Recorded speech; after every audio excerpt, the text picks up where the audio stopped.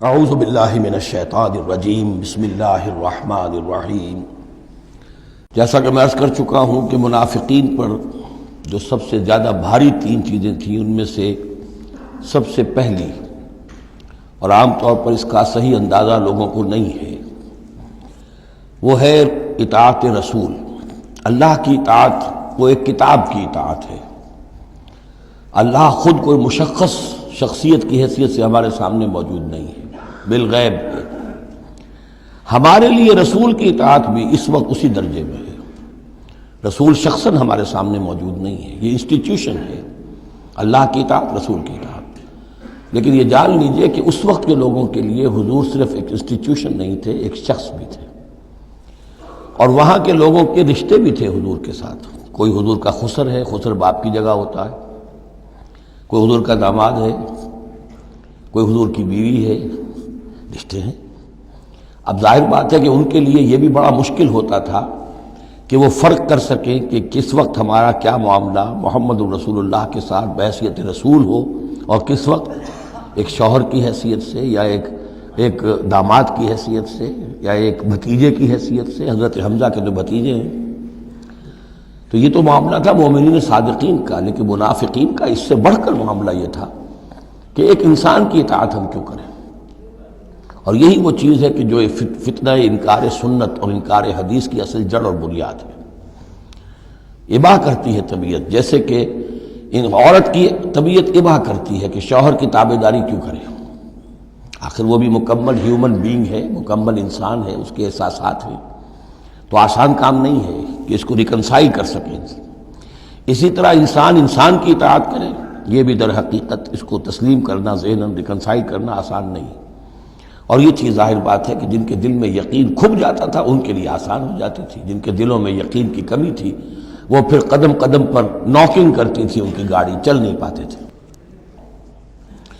اب فرمایا وَلَوْ أَنَّا كَتَبْنَا عَلَيْهِمْ، اگر ہم نے ان پر یہ فرض کر دیا ہوتا ان اقتلوا انفسکم، کہ قتل کرو اپنے آپ کو، او اخرجوا من دیارکم، یا نکلو اپنے گھروں سے، ما فعلوہ الا قلیل منہم، نہ کرتے یہ کام ان میں سے مگر سوائے چند کے۔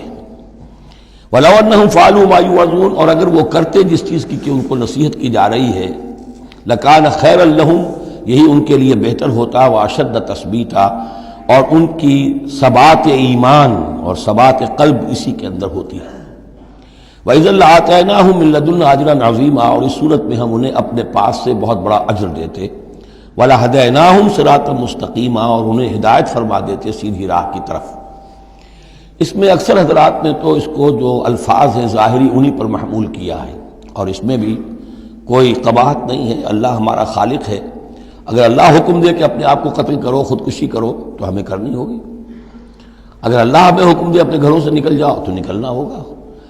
تو اس میں ایک اشارہ یہ ہو سکتا ہے کہ جیسے جو تاریخ بنی اسرائیل میں ہم دیکھ آئے ہیں، وہاں یہ تھا کہ جن لوگوں نے بچڑے کی پرستش کی تھی ان کو جو مرتد ہونے کی سزا دی گئی تھی، اس کے لیے الفاظ یہی آئے تھے، ان اقتلوا انفسکم، قتل کرو اپنے آپ کو۔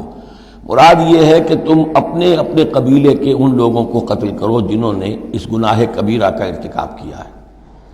تو شاید چونکہ منافقین کا معاملہ چل رہا ہے، اور منافقین کے ساتھ اکثر و بیشتر ایسا ہوتا تھا کہ ان کے خاندان والے، رشتہ دار، ان کے گھرانے والے ان کے ساتھ شامل ہو جاتے تھے حمایت کے اندر۔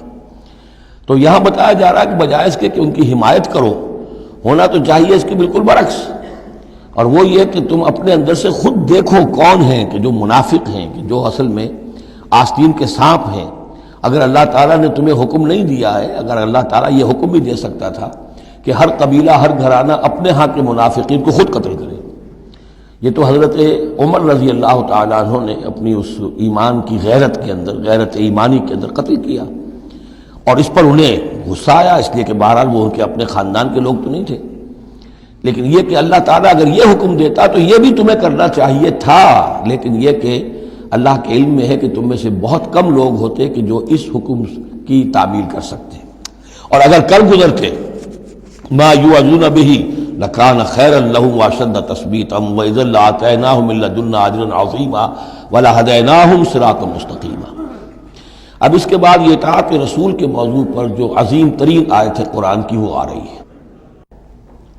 وَمَن يُطِعِ اللَّهَ وَالرَّسُولَ، اور جو کوئی اطاعت کرے گا اللہ کی اور رسول کی صلی اللہ علیہ وسلم، فَأُولَٰئِكَ مَعَ الَّذِينَ أَنْعَمَ اللَّهُ عَلَيْهِمْ، تو یہ وہ لوگ ہوں گے جنہیں معیت حاصل ہوگی ان کی جن پر اللہ کا انعام ہوا، اور وہ کون ہیں؟ من النبیین والصدیقین والشہداء والصالحین، یعنی انبیاء کرام اور صدیقین اعظام اور شہداء کرام اور صالحین، وحسن اولئک رفیقا، اور یہ لوگ تو بہت ہی اچھے ہیں رفاقت کے لیے، یعنی اللہ اور اس کے رسول کی اطاعت کرنے والوں کا پھر شمار ان لوگوں کے زمرے میں ہوگا، وہ جو سورہ فاتحہ کے ضمن میں ہم نے دیکھا تھا کہ اہدنا الصراط المستقیم صراط الذین انعمت علیہم، وہ کون لوگ ہیں انعمت علیہم، اس کی تفسیر ہے یہ فاولئک مع الذین انعم اللہ علیہم من النبیین والصدیقین والشہداء والصالحین۔ ایک بیس لائن ہے، صالح مسلمان، نیک نیت مسلمان، دل میں خلوص کے ساتھ ایمان ہے، صالح ہے، حکم پر عمل کر رہا ہے، محرمات سے بچا ہوا ہے۔ اب اوپر اٹھے گا تو ایک اونچا درجہ ہے شہداء کا، اس سے بھی اونچا درجہ ہے صدیقین کا، اس سے بھی اونچا درجہ ہے انبیاء کا۔ اب انبیاء کا درجہ تو رک جائے گا، اس لیے کہ وہ تو ایک وہبی چیز ہے، کسبی چیز نہیں تھی، لیکن یہ دو درجے تو ابھی موجود ہیں کہ انسان اپنی ہمت سے جتنی محنت کرے، جتنی کوشش کرے، وہ شہادت اور صدیقیت کے مراتب تک فائز ہو سکتا ہے۔ یہ مضمون پوری وضاحت کے ساتھ آئے گا سورہ حدید میں انشاءاللہ۔ ذالک الفضل من اللہ وکفی باللہ علیما، اور یہ اللہ تعالیٰ کا بڑا فضل ہے جن لوگوں کو آخرت میں ان کی معیت حاصل ہو جائے۔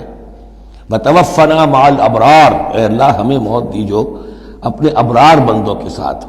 تو واقعہ یہ ہے ذالک الفضل من اللہ وکفی باللہ علیما، یہ تو اللہ کا بہت بڑا فضل ہے، اور اللہ کافی ہے ہر شے کے جاننے کے لیے، یعنی کون کس استعداد کا حامل ہے، کون کس قدر و منزلت کا حامل ہے، اللہ خوب جانتا ہے۔ صدق اللہ العظیم۔